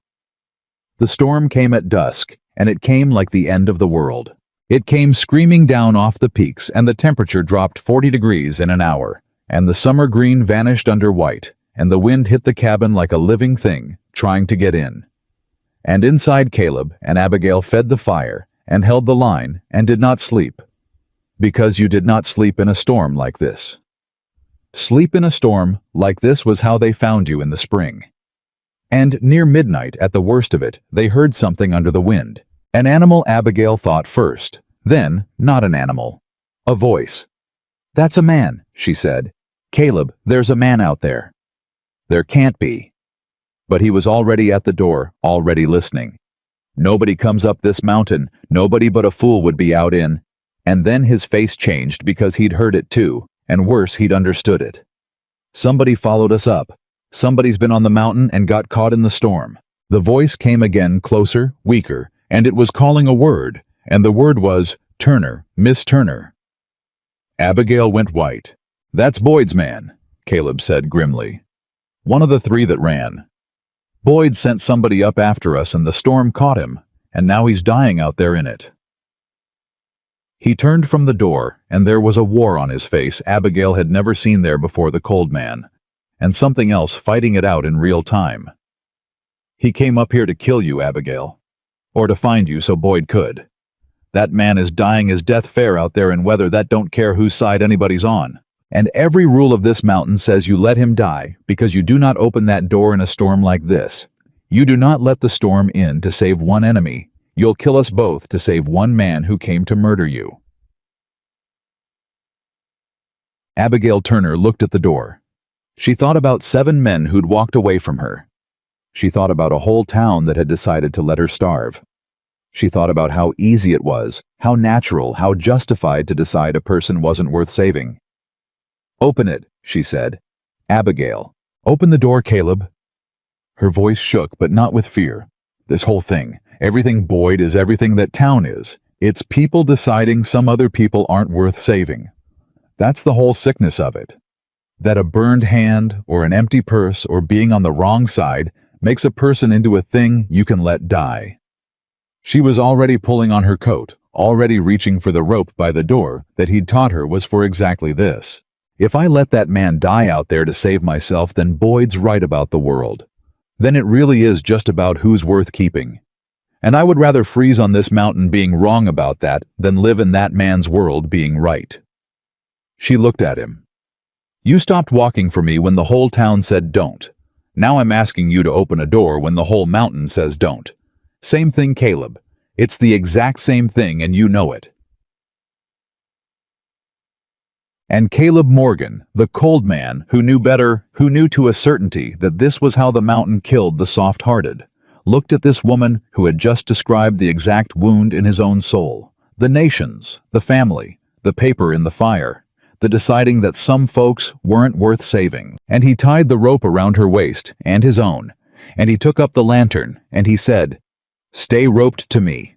If I go down, you do not let go, and you do not come after you haul. You understand? You haul me in like a fish, and you do not think about it. And he opened the door onto the screaming white. They found the man 40 feet from the cabin, down already half buried. And it was Hollis, the nervy one, the one who'd said, Boyd said scare 'em not, and he was near dead. blue-lipped, his hands frozen into claws, and Caleb got him over a shoulder, and they hauled back along the rope, hand over hand, through wind that tried to peel them off the mountain. And they got the door shut behind them, all three, and the storm stayed outside where it belonged. They worked over Hollis for an hour, warmed him slow, the way you had to, too fast, would stop his heart. And somewhere in the second hour, his eyes came open, and he looked up at the two faces of the people he'd come to kill, and he began weakly to weep. "You should have let me die," he croaked. I came up here to Boyd sent me to find where you'd hold up so he could send men in the spring. You should have let me die out there. I'd have let you." "I know you would," Abigail said, spooning warm broth past his cracked lips. "That's the difference between us, Mr. Hollis. And now you know it too. Now you'll carry it the rest of your life that the burned girl and the cold man pulled you out of a storm you came up to murder them in. You'll carry that." She held his frozen, ruined hands in her burned one. "I hope it changes you. But even if it doesn't, I'd do it again, and that's the whole point of it." Hollis wept harder and turned his face away, and something in the man broke that night that never went back together the same way. And though none of them knew it yet, that broken thing was going to matter, was going to be a witness, was going to be the crack in Boyd's own house that brought the whole house down. The storm blew 3 days. On the third day it broke, and the mountain lay white and brilliant and murderous beautiful under a hard blue sky, and Caleb went out to check the animals and the trap line and to see what the storm had left them. He didn't come back. An hour. 2. Abigail tending Hollis, watching the light, feeling the old cold fear come up her spine. 3 hours. And no Caleb. And the light starting to go long, and every single thing he'd ever taught her about the mountain screaming that something was wrong. Because Caleb Morgan did not lose track of the light. Caleb Morgan was never late. The whole of Caleb Morgan was a man who came back. She went out after him. She followed his tracks in the fresh snow, roped and provisioned exactly the way he'd taught her, moving exactly the way he'd taught her, and she found his trail going up toward the high trap line, and she found where it went along the top of a ravine, and she found where the storm-loosened snow had given way under him. She found the edge and the broken lip of it, and she looked down. He was at the bottom of the ravine, 30 feet down, and he was not moving, and there was blood on the snow around his leg, dark and wide, and Abigail Turner stood on the edge of the drop that had taken the strongest man she'd ever known, and understood that the mountain had finally, on its own terms in its own time, done the thing everyone had always said it would do. It had taken Caleb Morgan, and left her alone. "Caleb!" She screamed down into the ravine, and the sound of it vanished into all that white. "Caleb!" Nothing. No movement. The blood spreading. And Abigail Turner stood at the top of that ravine, one woman alone on a killing mountain with an injured enemy in the cabin behind her, and the only man who'd ever chosen her broken and bleeding and maybe already dead 30 feet below, and everything the town of Red Hollow had ever said about her rose up in that moment to be answered. "A woman can't hold ground alone out here. You can't do this alone. She's a problem waiting to starve." Abigail looked down at Caleb Morgan's still body in the red snow, and she started hand over hand, rope over rope, exactly the way he'd taught her down into the ravine to get him, because she was done forever letting anyone she loved be a person the world got to decide wasn't worth saving. "I'm coming," she said to the man who'd taught her how. "You hold on, Caleb Morgan. You hold on. I did not climb this whole mountain to lose you at the bottom of it." And she went down into the dark of the ravine alone to prove the whole world wrong. She reached the bottom of the ravine with her burned hand raw and bleeding through her glove, and she got to Caleb Morgan, and she pressed 2 fingers to his throat, the way he'd taught her to check a downed animal, and she found a pulse. Weak, slow, but there. "You're alive," she said, and her voice broke on it. "You stubborn mountain, you're alive." His leg was broken. She could see that without touching it, the wrong angle of it below the knee, the bone not through the skin, but close, and the blood was from a gash along his thigh where he'd caught rock coming down. She'd watched him set a rabbit snare and dress a deer and read the sky, but he had never once taught her how to carry a 200-pound man with a broken leg up 30 feet of ice, because there was no way to teach it, because it could not be done. So she did the thing that could not be done. She would tell it plain afterward for the rest of her life.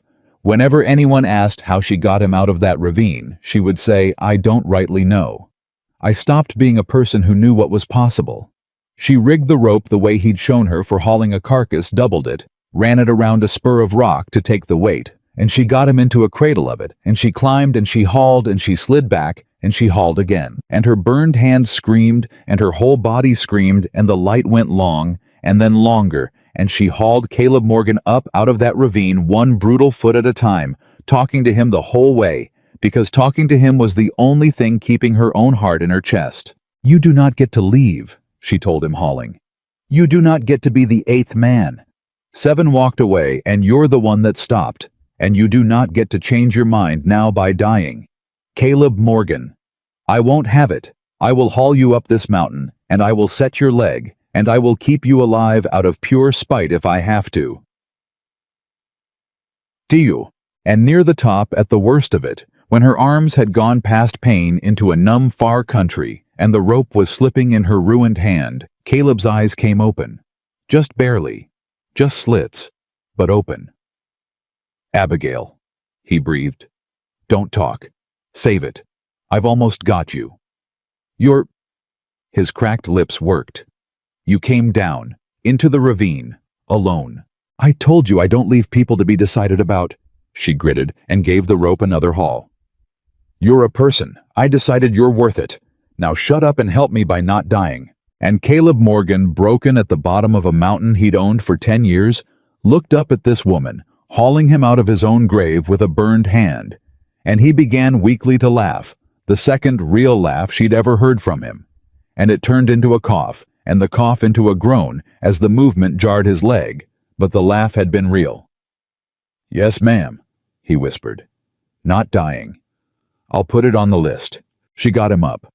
God knows how, but she got him over the lip and onto the flat, and then she got him back to the cabin, half dragging the last quarter-mile in full dark by feel and memory, because he'd made her practice the way home in the dark until she could do it, and she'd cursed him for it at the time, and now it saved both their lives. Hollis was waiting, recovered enough to stand, and when he saw them come through the door, the woman he'd been sent to kill, dragging the man he'd been sent to help kill both of them, half frozen and bloody. Something finished breaking in Hollis that had started breaking 3 nights before. "Tell me what to do," Hollis said. "Miss Turner, tell me what to do and I'll do it. I owe you a life. Let me start paying it." Between the two of them, they set Caleb's leg. Abigail did the setting because her hands were surer, because 11 days of show me had made her hands sure, and Caleb bit down on a folded strap and did not scream, and when the bone was straight and splinted, he passed out, and Abigail sat back on her heels, covered in his blood and her own, and shook for a full minute before she made herself stop. Then she stood up. "He'll live," she said to Hollis, and to herself and to the mountain. "He'll live. Now." She looked at the broken enemy who'd offered to pay back a life. "Mr. Hollis, you came up this mountain to find where we were hiding so Boyd could send men in the spring." "I did." He couldn't meet her eyes. "How much does Boyd know right now? What have you already told him?" "Nothing. I never got word down. The storm caught me before I could." Hollis swallowed. "As far as Boyd knows, he sent 3 men after you and none came back. He doesn't know if you're alive or dead. He doesn't know where you are. He's waiting on me to tell him, and I never will." And Abigail Turner, standing over the unconscious body of the man she loved, with the deed to a valley and a flour sack and a broken enemy turned witness at her side, felt the whole shape of the thing turn over in her mind and come up for the first time in her favor. "Then Boyd's blind," she said slowly. "He's down in that valley right now not knowing whether we're alive, not knowing we have the paper, not knowing—" She looked at Hollis, "that he's got a man who watched him order 5 murders and is willing to say so to a judge." Hollis went still. "You'd testify," Abigail said. It wasn't quite a question. "Miss Turner." Hollis's voice shook. "I've done bad things. I rode with bad men because it was money, and I was hungry, and I told myself somebody else was giving the orders." "That's the same lie your Caleb told himself in the Nations, ain't it?" I heard you two talking the fever nights. I wasn't as out as you thought. Yes, boom, timambi. He wiped his face. You pulled me out of a storm I came up to help murder you in. Nobody in my whole life ever did a thing like that for me, so yes, ma'am, I'll testify. I'll stand in front of a federal judge, and I'll tell him Harlan Boyd paid 5 men to burn you out and make it look like drifters, and told us to leave the cold man dead. And I'll say it knowing it might hang me too, because I would rather hang telling the truth than live one more year being the man I was when I rode up this mountain. It took Caleb 6 weeks to walk. 6 weeks of high summer bleeding into the first cold of Abigail running the cabin and the trap line and the whole mountain nearly alone of her becoming, without ever deciding to the thing the town of Red Hollow had sworn a woman like her could never be capable whole enough. Caleb watched her from his splinted bed and his crutch, and then his cane, and he watched her hold his mountain the way he'd promised to teach her. And somewhere in those 6 weeks, he stopped teaching her anything at all because there was nothing left she needed shown. You don't need me anymore, he said one evening, testing it, watching her face. You could hold this mountain without me now, you know that. Abigail looked up from the fire she'd built without thinking, the perfect thin air fire, small to big air underneath. Course I could, she said. That was the whole point, wasn't it? You said teach me till I don't need you nor Boyd nor any man alive. Well, I don't. She held his eyes across the fire. And that's exactly why I'm choosing to keep you, Caleb Morgan. Not because I need you. Because I don't. And I want you anyway. That's the only kind of choosing that's worth a damn. Anything else is just being scared of being alone, and I'm not scared of being alone anymore. This mountain cured me of that. A pause. You're not a thing I need. You're a thing I chose. There's a whole world of difference, and it took me 27 years and a broke leg yours to learn it. And Caleb Morgan, who had spent 10 years believing the best he could offer anyone was to walk away before he ruined them, understood at last that he had been chosen, not rescued into not settled for, but chosen by a woman who had every reason and every ability to choose otherwise, and it healed something in him no splint ever could. They came down the mountain in the fall. They came down together, 3 of them, Caleb on his cane, Abigail with the paper Hollis with his testimony, and they did not go to Red Hollow. They went to the territorial capital and past it to the federal courthouse, 2 days' ride beyond, because Abigail had never once forgotten what she'd said. In the dark of her father's house. Federal, not territory. Boyd owns the territory ones. The federal judge was a hard old man named Ambrose Sayer, who owed Harlan Boyd exactly nothing. He looked at the 1859 survey with the territorial stamp. He looked at the payment receipts in a dead man's Bible. He heard Hollis testify, pale and shaking and unflinching, to 5 paid killings and a plot to steal a valley's water. He heard Abigail Turner tell the whole of it in a voice that did not shake, from the 7 rejections to the fire in the street, to the house burned, to the storm, to the ravine. And when she was done, there was not a sound in that courtroom. And then Judge Ambrose Sayer did a thing that no one in the territory of Montana would have believed possible. He sent federal marshals to Red Hollow. They came into that town not as Boyd's bought men, but as the arm of a government Boyd could not buy. And they arrested Harlan Boyd in his own land office in front of the gold watch chain and the ledgers of his 4-year swindle. And they arrested Sheriff Dunmore too. But Dunmore, when they came for him, did a strange thing. He held out his hands for the irons, and he said loud enough for the street to hear, "It's about time. I've been carrying other men's paper for 20 years and I'm tired. Ask me anything. I'll tell you all of it." And he did. The tired, crooked sheriff who'd told Abigail to hold her survey tight became the second witness that buried Harlan Boyd, because it turned out a man can only carry so much paper before he wants at the end to set it down. The railroad was real. That came out at trial. Boyd had known for a year that the spur was coming, had known what the water would be worth, had spent 4 years and 7 false bridegrooms and 5 hired killers trying to get his hands on one piece of paper a burned girl kept under her floor. He got 20 years. He was not a young man. He would not come out.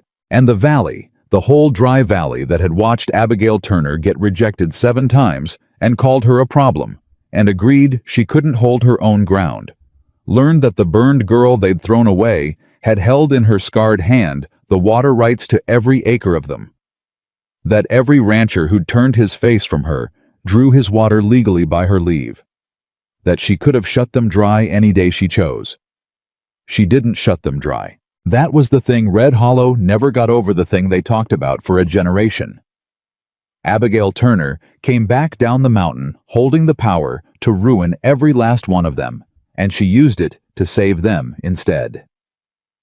She set the water rights fair and cheap and permanent in writing filed federal so that no Harlan Boyd could ever again hold a valley's throat. She gave the town the one thing the town had never once given her. Mercy it hadn't earned. Why? Pike asked her.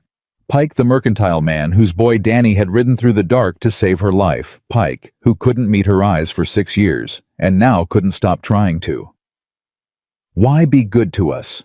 After what we did. We'd have watched you starve, Miss Turner. Most of us. God forgive us, we'd have watched. Abigail Turner stood in the main street of Red Hollow, where 7 men had walked away from her, where she'd held up her burned hand to a town that decided she was nothing, and she gave Pike the truest answer she had. Because the whole sickness of this place, she said, was people deciding who was worth saving. Boyd just did it louder than the rest of you. And I could stand here and do the same thing. Back decide you're not worth water, decide you're not worth mercy, pay you back in your own coin. But then, I'd just be a Turner-shaped Boyd, wouldn't I? And the mountain didn't near kill me and give me back just so I could come down and be one more person deciding who deserves to live. She looked down the street at all of them, at the whole watching town. I'm not doing it for you. I never could have done it for you. I'm doing it because I finally know what I'm worth, and I won't spend it being small. That's all. That's the whole of it.